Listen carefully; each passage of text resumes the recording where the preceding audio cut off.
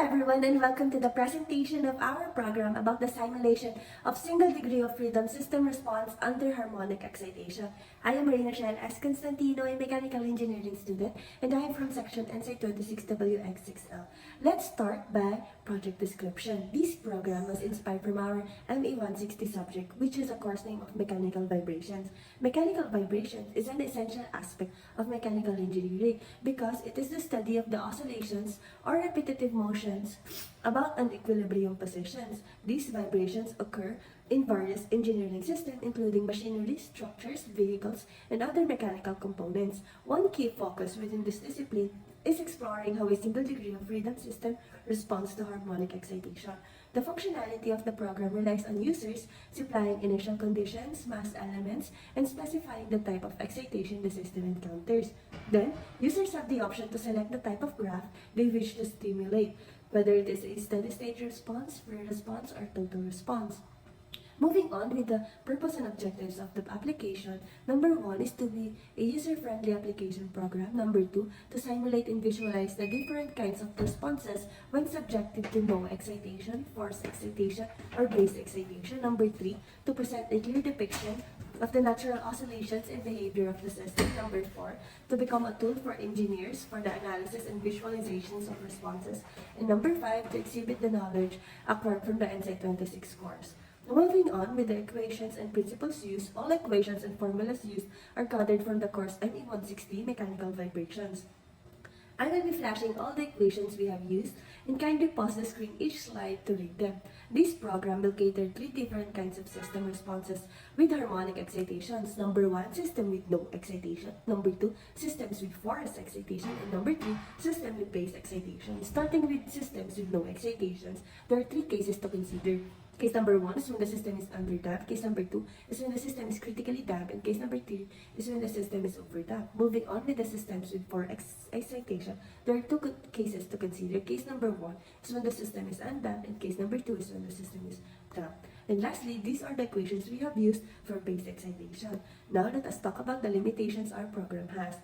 Number 1, limited scope for multi-degree of freedom systems. This program primarily focuses on SDOF systems. Number 2, sensitivity to initial conditions. Simulation's accuracy is contingent on precise initial conditions provided by the users. Number 3, assume linear behavior. This program assumes a linear response from the SDOF system. Number 4, exclusion of variation damping.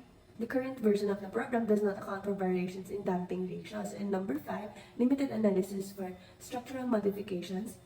Changing mass distributions or stiffness properties during stimulation are beyond the program's current capabilities. Number 6, absence of material damping consideration. The program does not consider the material damping effects. And number 7, simplified excitation models. The current program assumes a simplified model of harmonic excitation.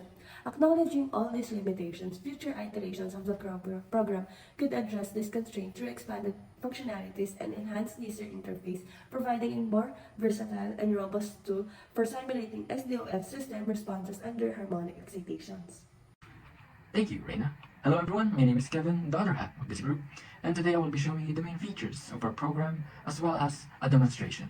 Now, if I read to you all of this, we will probably not have enough time for the demonstration, so what I will do is I will proceed straight to solving some sample problems because I believe that it will at least show you the main features of the program.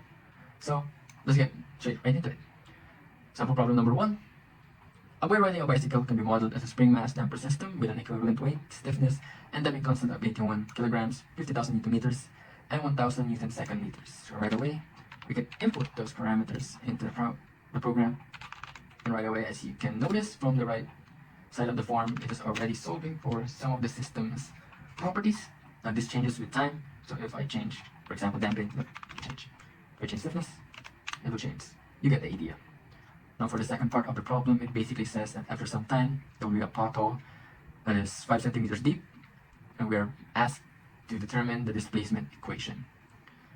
So from analysis of this problem, at the time that the boy is about to drop in the pothole, we can assume that the initial velocity is 0, and his initial displacement will be 0.05 meters. Now since this is a problem with no excitation, you can leave this unchecked. That is one of the features of the program. And now we can simulate the type of response. For this particular problem, this is the only available response we can get.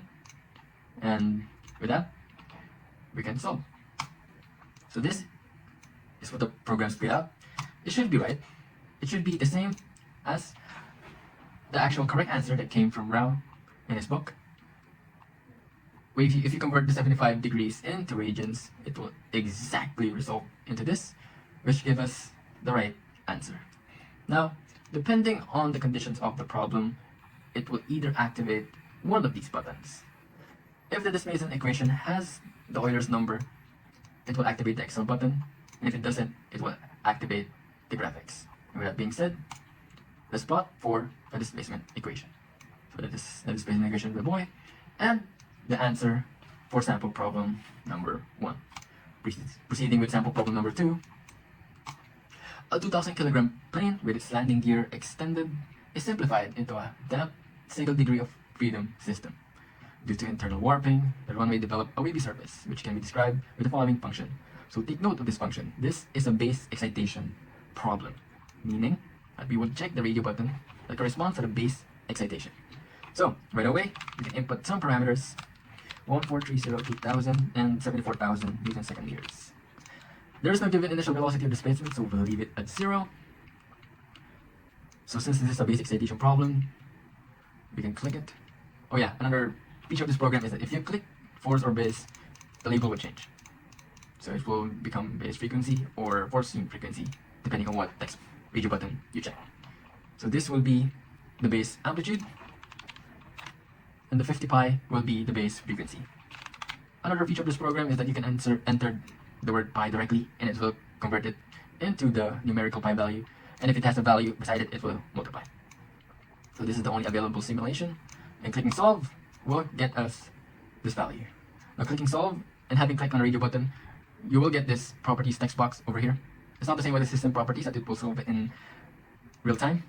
You will only get this if you solve for the problem or when you click for the solve button. So as I've said, there is no Euler's number in this excitation problem, so we can click on the simulate graphics. Clicking on the picture box will allow you to zoom, which allows us to view the problem response. This will be the answer for sample problem number 2, having reset it. And as you can see from the initial conditions of the picture box graphics, it already has the markers and labels labeled out, as well as the axis markers, or labels, indicated by displacement and time. So for sample problem number 3, this is just plug and play. Put in all the values that you know: 4,000 Newton meters, 20 second meters of force, no initial velocity, 0.01 meters of initial displacement is a force excitation with 10 rad seconds of forcing frequency and 100 of force amplitude. Now when you click on the force excitation button, you will get a variety of responses. This will change according to the radio button you check. If I check base excitation, there will only be one. However, we click on force excitation and we can select a variety of responses. So I want the free response of the system. Solving it gets us this equation. So this should be right: 0.033, correct, 19.97, this is the damp frequency. And if you convert this into degrees, you get this value right here. So the value is correct. There's an Euler's number, which means the simulate in Microsoft Excel button is enabled. So we'll simulate that right away. And as you can see, this will be the response of the system for sample problem number 3. Also, the title of the chart in Excel will be different depending on which property you check. If you check on base excitation, it will say base excitation. If you go on damp, it will say on damp, and etc. So yeah, that is basically what the main features of the program are, and I hope I properly demonstrated them to you all. For the last parts of this presentation, I'll show you the file page. There's this about page, you can read it, and there's a learn more page if you want to learn more about mechanical vibrations, a course which me and Reina seem to like. So that is it for our presentation. On behalf of Reina, I would like to thank every single one of you that watched this video. Thank you, everyone. Goodbye, and goodbye NC26.